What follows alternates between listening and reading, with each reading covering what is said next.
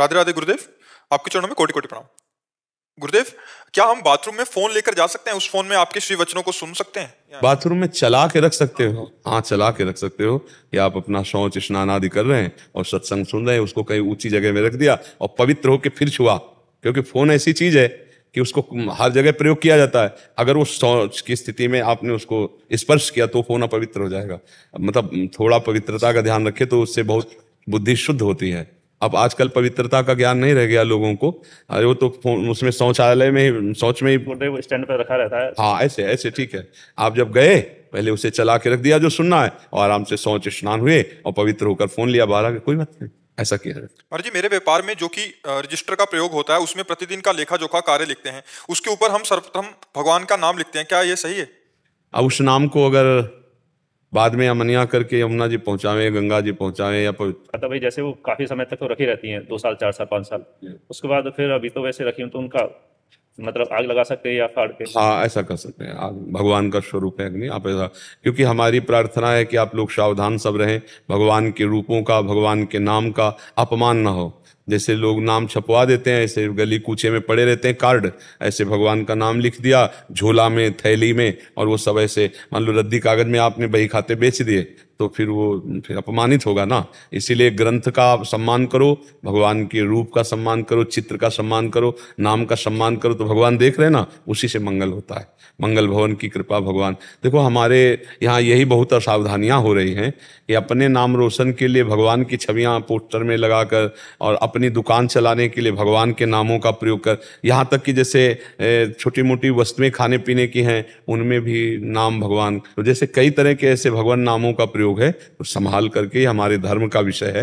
हम अपने धर्म को पहचाने, हम अपने धर्म को बहुत सस्ता ना समझें, अपने धर्म का अपमान स्वयं न, ये धर्म का अपमान है। हमारे मान लो पोस्टर में लगा दिया भगवान की छवि, इसके बाद जब पोस्टर उखाड़ के फेंका तो गिर जाता है ना, अब कोई उसे भगवान के रूप में थोड़ी देखता है। तो हम ऐसे शायद बहुत सावधानी रखें, भगवान नाम भगवत रूप इनको संभाल कर पूजनीय भाव से हम रखें जी। ऋषिकेश दास जी गुजरात से। श्री हरिवंश राधे राधे महाराज जी, दंडवत प्रणाम। महाराज जी, किसी भी शास्त्र को पढ़ने समझने जीवन में उतारकर उस शास्त्र का साक्षात्कार करने के लिए आवश्यक बातें कौन सी हैं? पहला ब्रह्मचर्य, दूसरा गुरुजनों का दृढ़ आश्रय, तीसरा भगवत स्मृति परायण, चौथा अभिमान ना आना दैन्यता, पांचवा पूर्ण समर्पित होकर भगवत शास्त्र का स्वाध्याय करना। मेरे में मति नहीं है, आप स्वयं प्रकाशित होकर हमें समझाइए। अगर ब्रह्मचर्य ठीक नहीं है, शास्त्रों का अर्थ, तभी तो उल्टा सीधा बोलते रहते हैं लोग, नहीं प्रवचनों में उल्टा सीधा बोलते रहते, क्योंकि ब्रह्मचर्य ठीक नहीं है, गुरुजनों का आश्रय दृढ़ नहीं है, स्वयं गुरु बन बैठे, गुरुजनों का आश्रय दृढ़ नहीं है, अहंकार है, विद्या का अगर अहंकार है तो फिर शास्त्र का अर्थ उल्टा ही समझ में आएगा। विद्या रूप महत्व कुल धन जौवन अभिमान, सच कंटक देखे जहां राहे न भक्त निदान, राहे न भक्त निदान स्वांग सब नगर नारी के, विषयीन हाथ बिकाए न रिझवन भतार के। भगवत रसिक जी कहते हैं यदि विद्या का, रूप का, कुल का, धन का, यौवन का अपना महत्व अभिमान है, उसके अंदर ये 6 बड़े बड़े कांटे हैं, भक्ति महारानी प्रवेश नहीं करती। और जब तक दैन्यता नहीं आएगी तब तक शास्त्रों का भाव समझ में नहीं आएगा। शास्त्रों के लिए ब्रह्मचर्य, अहंकार का त्याग करके दैन्यता, और इसके लिए गुरुजनों का दृढ़ आश्रय। कोई भी शास्त्र हम तभी समझ सकते हैं जब हम विज्ञ महापुरुषों से सुने। प्रथम सुने भागवत भक्तमुख भगवत वाणी, जो भगवत स्वरूप महात्मा जन हैं, जिन्होंने शास्त्रों के एक एक शब्द का स्वाद लिया है और साक्षात्कार किया है, वो जब बोलेंगे उनके मुख से सुनेंगे, तब शास्त्र का रहस्य हमारे हृदय में प्रकाशित होता है। तो अहंकार रहित होकर दैन्य भाव से गुरुजनों का आश्रय लेकर के शास्त्र को उस समय साक्षात भगवान का स्वरूप मानकर स्वाध्याय किया जाए तो शास्त्र ही तुम्हारी बुद्धि में बैठ करके वो अपना अनुभव करा देगा। जब तक ब्रह्मचर्य नहीं, गुरुजनों का आश्रय नहीं, अहंकार का त्याग नहीं, दैन्यता नहीं और शास्त्रों में भगवत भाव नहीं, तब तक नहीं। शास्त्रों में भगवत भाव देखना हो तो गुरुवाणी का कैसे सम्मान करते हैं सिख भाईजन, ये देखिए आप।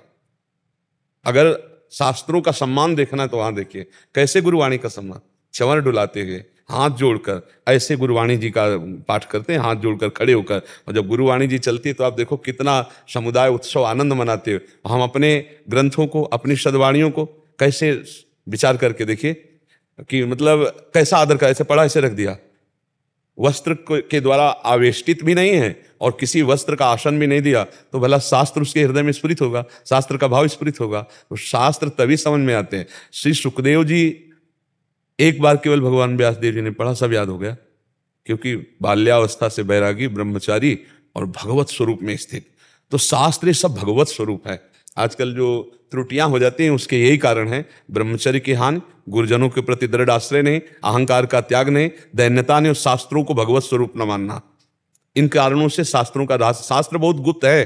शास्त्र जैसे कहता है कि आप उत्तर की ओर चलो, अब इसके बाद जो मुड़ना है वो नहीं बोलेगा, वो गुरु बोलेगा कि उत्तर की तरफ से पश्चिम की तरफ मुड़ना, फिर सामने जाकर पूर्व की तरफ चलना है। अब वो सीधा उत्तर की तरफ चलेगा नहीं पाएगा, शास्त्र का रास्ते नहीं। जैसे पहले राजा लोग अपनी संपत्ति को छुपाने के लिए भूल भुलैया का मार्ग रखते थे और इसके बाद वो संपत्ति का स्थान रखते थे, तो उस मार्ग को वही पार कर सकता है जो उसका ज्ञाता है, अन्यथा वो घूमता रहेगा, वो संपत्ति तक नहीं पहुंच पाएगा। तो जो रसमय ग्रंथ हैं, जो भगवत स्वरूप ग्रंथ हैं, इसके आचार्य और गुरुदेव ही ज्ञाता हैं। अगर उनके चरणों में उनकी आराधना करके तो आप संपत्ति तक पहुंच पाएंगे, शब्द ब्रह्म का अनुभव कर पाएंगे। नहीं तो आप केवल ऐसे बोलते रहिए, ना आपको समझ में आएगा और ना दूसरों के समझ में आएगा। वो बस बैठे हैं, बस सुन के चल दिए, आप सुना दिए और अंतर ना आप में पड़ा ना सामने वाले में पड़ा, क्योंकि आपने अनुभव ही नहीं किया। अनुभव गम में भजें जय संता, जब अनुभव करके बोला जाता है तो फिर ऐसे मौन रहे, बोले ना, जब बोले तो हृदय की ग्रंथि खोले, तब माना गया कि शास्त्र का स्वाध्याय हुआ है। वो तभी होगा जब हमारा निरंतर भगवत चिंतन दैन्य भाव से, गुरु चरण आश्रय बहुत आवश्यक है। और आजकल सबसे ज्यादा घाटा इसी बात का हो रहा है कि गुरु चरणों का आश्रय नहीं रखा जाता। अहंकार इतना प्रबल हो जाता है कि हम स्वयं बहुत जल्दी अपना प्रचार प्रसार करते हुए सिद्ध बनना चाहते हैं, इससे बहुत बड़ी हानि हो जाती है। गुरु चरणों की दास्ता के बिना ना पाई है बिन स्वामी अकेले, यहां तक लिख दिया विपिन बसत बैराग जित जो लड़काई खेल। अगर वृंदावन वास कर रहा है, बड़ा तपस्वी है, बड़ा बैरागी है, लेकिन स्वामी जी महाराज के चरणों का आश्रय नहीं लिए, आचार्य गुरुजनों का आश्रय नहीं लिए, तो ना पाई है, ना पाया है और ना आगे पाएगा, बिन स्वामी अकेल। ये इसीलिए गुरु चरण, आप उपनिषदों को देखो पढ़ के, 12-12 वर्ष केवल सेवा करवाई और इसके बाद एक शब्द बोल दिया, तुम प्राण नहीं हो, तुम मन नहीं। छांदोग्य उपनिषद में देखो तो वो चिंतन क्या, तो ये 12 वर्ष सेवा क्यों करवाई? अधीनता, गुरु की अधीनता आई कि वस्तु का प्रकाश हो गया। तो शास्त्र तभी समझ में आते हैं जब गुरु प्रसन्न हो, गुरु की अधीनता हो। यहां तक वर्णन आया कि पढ़ाया भी नहीं, चारों वेद स्फुरित हो गए। आपने पढ़ा होगा महाभारत में, आप पढ़कर देखिए, ऐसे महापुरुषों के चरित्र आते हैं कि पढ़ाया भी नहीं गुरु ने। और सामवेद आदि जितने वेद है, ऋग्वेद, यजुर्वेद, अथर्ववेद, सामवेद, ये चारों वेद उसके हृदय में अरे गुरु महिमा बड़ी अमोघ है। गुरु चरण आश्रित होकर के सब बात बन जाती है, अहंकार का भी नाश हो जाता है, संयम नियम भी बन जाता है। और आज का जो समय चला है ब्रह्मचर्य के लिए बहुत हानिकारक है। इस समय ब्रह्मचर्य की सबसे ज्यादा हानि हो रही है। और बिना इंद्रिय संयम के, फिर नरसिंह मेहता जी कहते हैं, काछ वाच मन निश्चल राखे, धनी धन जननी तेरी रे। लंगोटी का पक्का, जवान का पक्का, मन का पक्का, तभी वो माया पर विजय प्राप्त करता है। काछ वाच मन निश्चल राखे, धन धन जननी तेरी रे, बड़ नरसैया दर्शन पावा। बोले ऐसे बड़े भाग्य जो ऐसे के दर्शन हो, लंगोटी का पक्का, जवान का पक्का और मन का पक्का। ये 3 बात है, ये 3 बात का सन्यासी है जो वाणी से मौन का आश्रय लिए, शरीर से निष्क्रियता को प्राप्त हो रहा है और मन से संकल्प रहित, वही परम सन्यासी है। तो इसलिए हमें गुरुजनों का आश्रय लेकर शास्त्र का अर्थ समझना चाहिए। वो शास्त्र स्वयं अनुभव में आ जाएंगे, साक्षात्कार हो जाएगा जब हम ऐसे चलेंगे। आप समझ पा रहे हैं?